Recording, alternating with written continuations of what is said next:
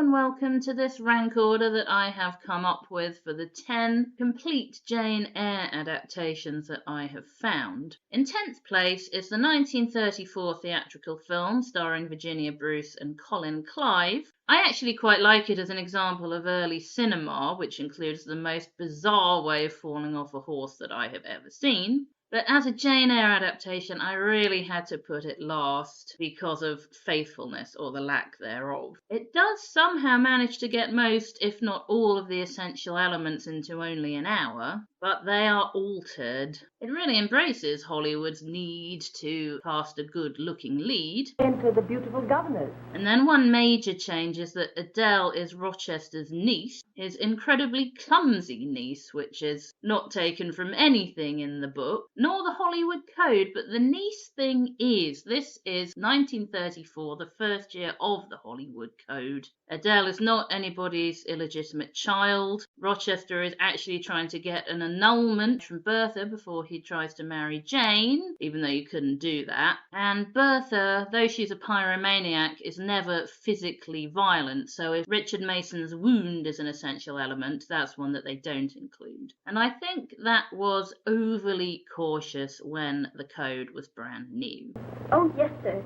They go to and burn. In 9th place is the 1973 TV miniseries starring Saoirse Cusack and Michael Jaston. Despite its faithfulness, which may seem strange when I start going on about faithfulness later on, but as well as being faithful, it is flat. I find the performances boring. I find there's not really very much interpretation. I'd much rather read the book and use my imagination. And a lot of the time, you might as well be listening to an audiobook because Jane will not stop narrating. Constantly, she tells us things which are obvious from what we've seen. She narrates long paragraphs, and you wish that they'd actually get back to talking to each other, or at least I did. Now, most of these adaptations do use some narration, and I'd rather they didn't because with visual media, you really can show rather than tell. But I'll only mention it again if it's actually intrusive, and in this adaptation it is intrusive. And that, together with the flat performances, is why I really don't like it. My favourite performer is actually Stephanie Beacham as Blanche, who I meant to hate, but I found her the best character to watch, so something has gone wrong there.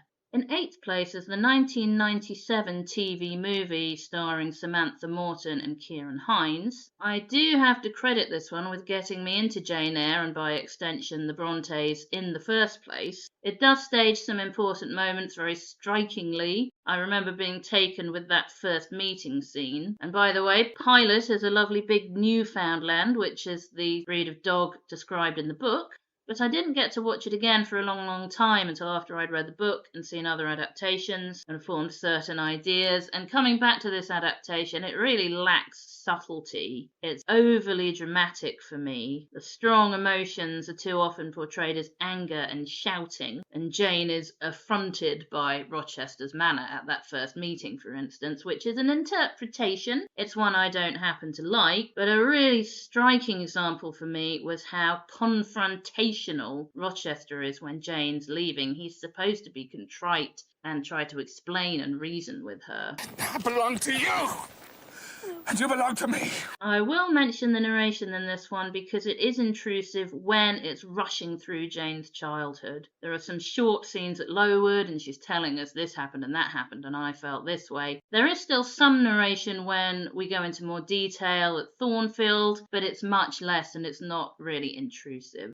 These shorter ones, which are under 2 hours, do have to leave things out. In this case, there's no cousin connection with the Riverses. They don't have their uncle. Jane doesn't get her inheritance. In which case, what was the point in her going to see her dying aunt off screen? If you're not going to include the significance of that, leave her at Thornfield. Don't include it at all, I should say. But let me not dwell on little details like that. There's still a lot to get through. In 7th place is the 1996 theatrical film starring Charlotte Gainsborough and William Hurt. I think this one has a good cast and good performances, and I do enjoy it when it's being faithful. When it puts its own spin on it, very often I don't like that. To focus on one thing at Lowood as a sort of microcosm of the way the girls are treated is quite a good idea. I wouldn't have chosen to focus on the hair. They're not fed properly. They're allowed to get very ill. They've got more important things to worry about. And it does sort of make me wonder if Brocklehurst has a point about vanity. It will grow again. And it will be even more beautiful than it was before.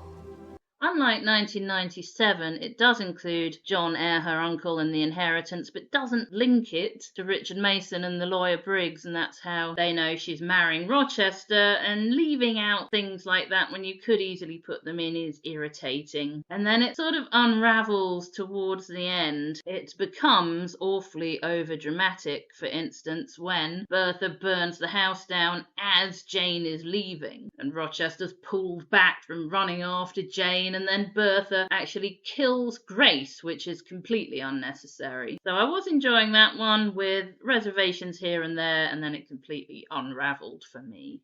In sixth place is the 1956 TV series starring Daphne Slater and Stanley Baker. I was very engaged by this one. I thought that it had good, believable performances, especially Daphne Slater's Jane. She carried the series brilliantly, and it's a good length. It's just over 3 hours from 6 episodes. You can get in all the detail you need in that time, I think. And when I was watching it, it would be ticking along, I'd be engaged, but then suddenly it would take a terrible liberty with the script, and I'd think, oh no, that's not what Charlotte Bronte meant. There are loads of examples, but to take one very striking one, I don't like the way he reacts when his attempted bigamy is discovered. He's too defensive. I tried to break one of your laws very well. What harm could it have done? A girl, Mr. Rochester. I'd have given her happiness. You think she's happy now you've saved her from me?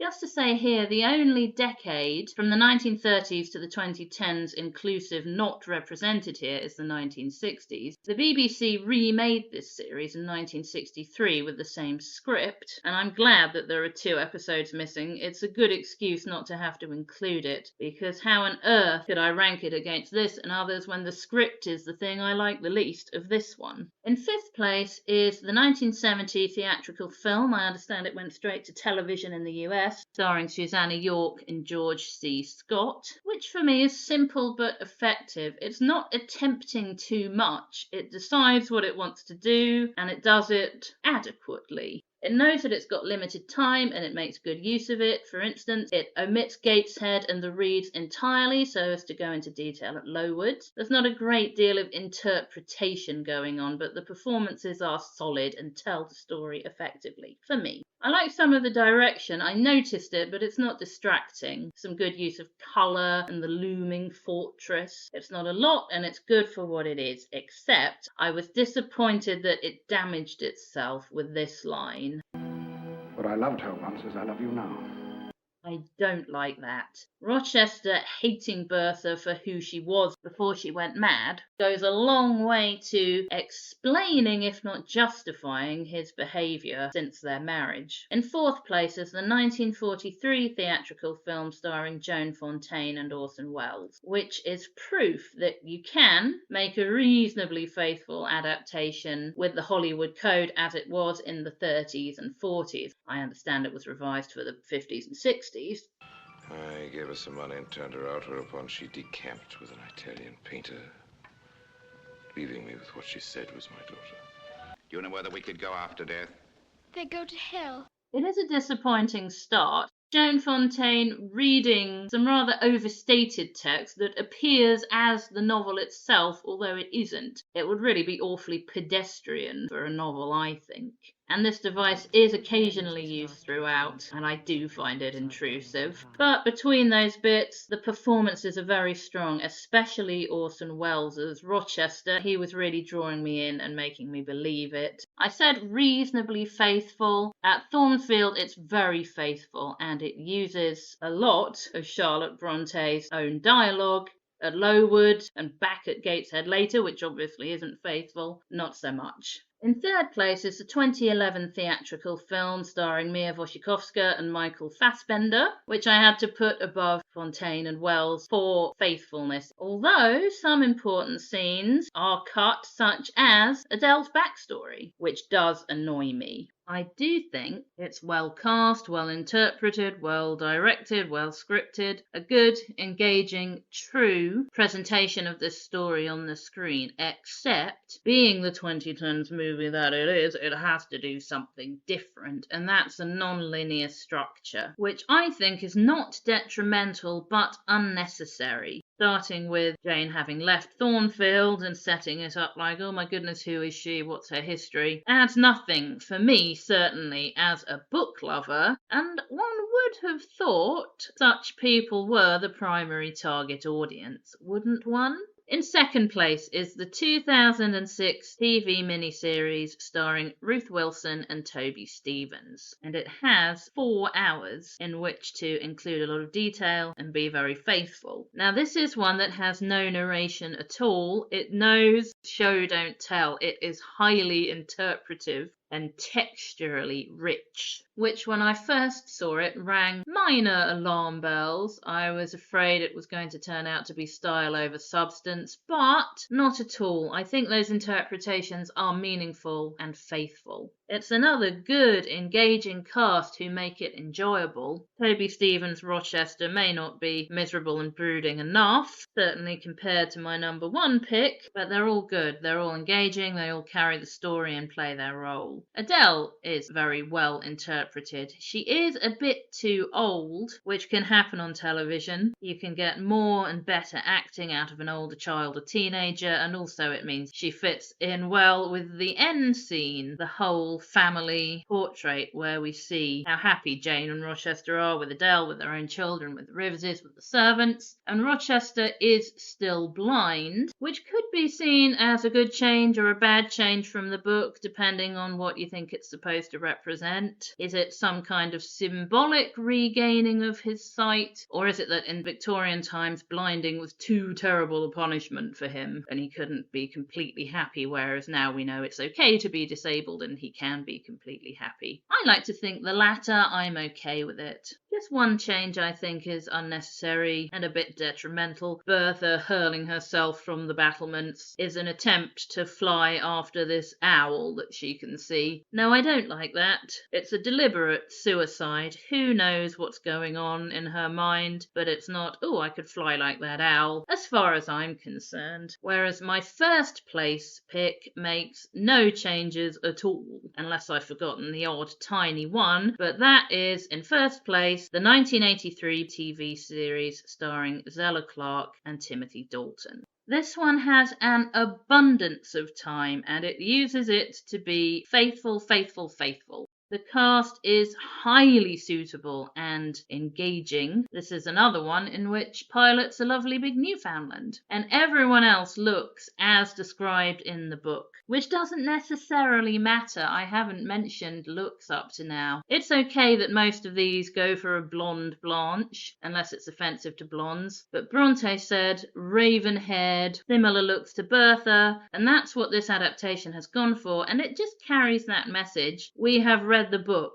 all of us, the writer, the casting director. We are going to be faithful, and it makes good on that promise. Did every member of the cast read the book? Well, I could believe it, because the interpretations for me are highly nuanced, perfectly correct. Well, of course, they had the script, so they didn't necessarily need to read the book. I cannot offhand think of anything from the book that is missed out of these 11 nearly half-hour episodes. I slammed 1973 for being faithful but flat. This is faithful and rich and textured and nuanced and engaging for me. And if it weren't for the occasional little bit of narration where they really feel like they have to get Jane to tell us what's happened, I had left my parcel on the coach. it would be perfect. But then what adaptation is perfect? Apart from Pride and Prejudice 1995. And this one even gives Bertha a small say. I hate you! I hate you! And however bad you feel for her, however much you sympathise or not with Rochester's behaviour, whatever you think about any of the characters, this adaptation gives you, on the screen, everything that you need to know to make up your mind.